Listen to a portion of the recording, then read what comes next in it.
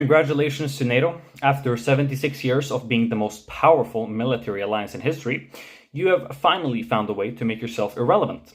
Let's examine this masterpiece of collective self-destruction. The landlord stopped paying rent. The United States has been carrying 70% of NATO's military spending for decades, while Europe spent its defense budget on welfare states, weekend cottages. Now Trump says, pay your share.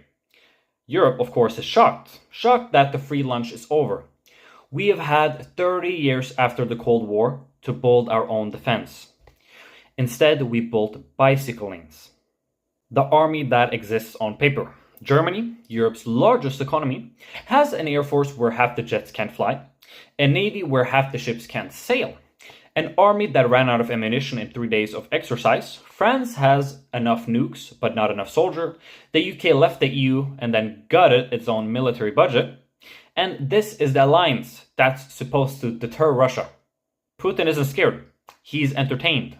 The one sane man in the room, Hungary's Prime Minister Viktor Orban, is blocking NATO's consensus on Ukraine's funding, and everyone calls him a Russian puppet. But ask yourself, what is actually the plan here? After $200 billion in Western aid to Ukraine, Ukraine controls less territory than 2 years ago. At what point does "we support Ukraine" become "we cannot admit we were wrong"?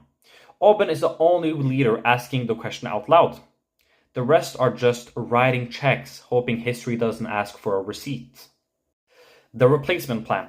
Europe's answer to all of this: spend 2% of your GDP on defense. Eventually, maybe, if the economy doesn't tank first. Meanwhile, China is watching, Russia is of course rebuilding, and the United States is increasingly looking west towards the Pacific.